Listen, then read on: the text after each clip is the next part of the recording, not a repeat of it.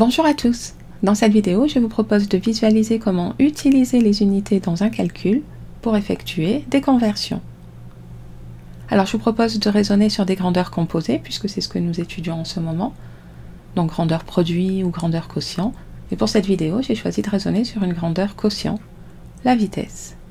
Donc la vitesse, c'est le quotient de la distance parcourue par le temps qu'il a fallu pour parcourir cette distance.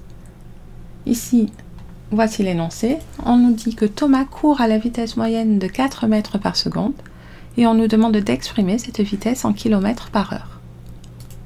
Donc je vais regarder un petit peu l'unité qui m'est donnée au départ et l'unité que l'on me demande d'obtenir à la fin. Eh bien au départ, j'ai 4 mètres par seconde. Donc la référence concernant la distance ici, eh bien je vois que l'unité qui est utilisée, c'est le mètre. Alors que par contre, on me demande à la fin d'obtenir des kilomètres. Donc il va falloir faire une première conversion concernant les distances. Et puis même chose ici pour les unités de temps, puisque j'ai des secondes au départ, alors que je dois obtenir des heures à l'arrivée. Donc il va y avoir 2 conversions à faire. On va voir comment s'y prendre, puisqu'en réalité, pour l'instant, je n'ai qu'une seule information, 4 mètres par seconde. Donc voici la méthode. Je vais partir de cette seule information, 4 mètres par seconde, et je vais modifier au fur et à mesure de mes calculs en espérant pouvoir arriver au kilomètre par heure à la fin. Alors pour pouvoir faire cette double modification, alors que pour l'instant je n'ai qu'une seule information, eh bien il va falloir que j'utilise justement le fait que ma vitesse c'est une grandeur quotient. Je vais faire apparaître des fractions.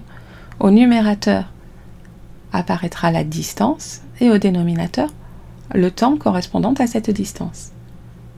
Donc 4 mètres par seconde, eh bien ça veut tout simplement dire que je parcours 4 mètres en 1 seconde. Et là, cette fois, c'est bon. Au départ, je n'avais qu'une seule information. Ici, j'en ai 2, et je fais le quotient de l'information 1 par l'information 2. Et chacune de ces 2 informations, eh bien, je vais pouvoir la convertir dans l'unité qui m'y est demandée dans l'énoncé. Donc les 4 mètres ici, je les ai scindés en 2 pour dire que c'est 4 fois 1 mètre. Parce que ce sont des mètres que j'ai au départ, des kilomètres que j'ai à l'arrivée, et en général, les références que l'on a, eh bien, ce sont des références qui permettent de convertir une unité, 1 mètre ici, en kilomètres. Même chose pour les secondes, j'ai des secondes au dénominateur, et donc je vais convertir 1 seconde en un certain nombre d'heures. Donc il me reste à trouver cette valeur ici, qui me permettra ensuite de poursuivre les calculs. Alors en général, on aime bien plutôt nous convertir les kilomètres, dire que 1 kilomètre c'est 1000 mètres. Mais du coup, je sais sans aucun problème comment faire la conversion en sens inverse. Je prends 1 kilomètre, je le partage en 1000 morceaux. Chacun de ces 1000 morceaux correspond à 1 mètre. Donc 1 mètre c'est 1 millième de kilomètre. Même chose pour les secondes. On sait bien que 1 heure c'est 60 minutes, que 60 minutes c'est 60 secondes. En général, on arrive même directement à dire que 1 heure c'est 3600 secondes. Donc si je prends 1 heure et que je la partage en 3600, un seul morceau parmi ces 3600 correspondra bien à 1 seconde. Donc 1 seconde c'est 1 3600e d'heure.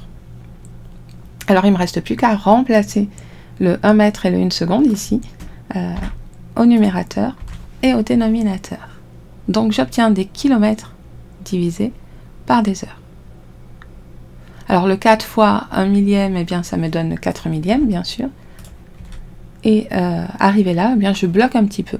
Sauf que je vous rappelle que le but c'est d'obtenir des kilomètres par heure. J'ai des kilomètres au numérateur, des heures au dénominateur, et bien c'est parfait. J'obtiens donc bien des kilomètres par heure si je ne garde que le 4 millième au numérateur et le 1 3600e au dénominateur. Donc voilà, j'ai peut-être plus détaillé que ce que vous ne l'auriez fait, mais en tout cas, le fait d'avoir intégré les unités dans les calculs, ça m'a permis de convertir le 4 mètres d'une part en 4 millièmes de kilomètre et le 1 seconde d'autre part en 1 3600e d'heure. C'est ce que j'ai obtenu ici.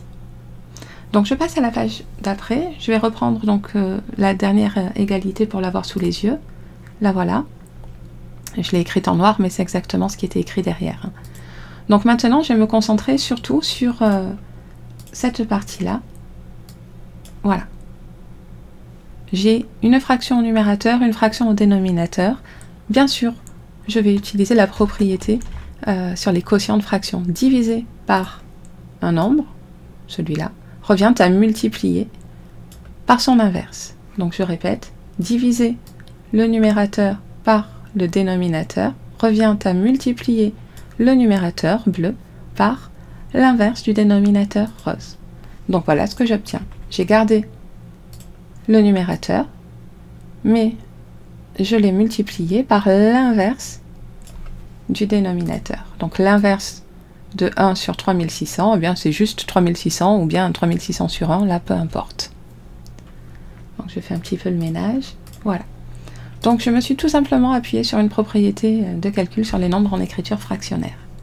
Une fois que c'est fait, nouvelle propriété, je sais multiplier deux fractions entre elles, je multiplie les numérateurs entre eux, les dénominateurs entre eux. Je calcule ce que vaut 4 fois 3600 et ce que vaut 1000 fois 1. Voilà ce que j'obtiens. Il ne me reste plus qu'à calculer ou simplifier. Alors là, c'est une division par 1000, donc je l'ai faite directement. Si la question était de donner le résultat sous forme de fraction simplifiée au maximum, eh bien, selon le dénominateur, peut-être j'aurais détaillé davantage, mais là, vraiment, j'ai foncé. 14,4 km/h. Et voici ma phrase réponse. Donc voilà, je m'en tiens là pour cette vidéo. Bien sûr, si vous avez des questions, vous pouvez me les poser.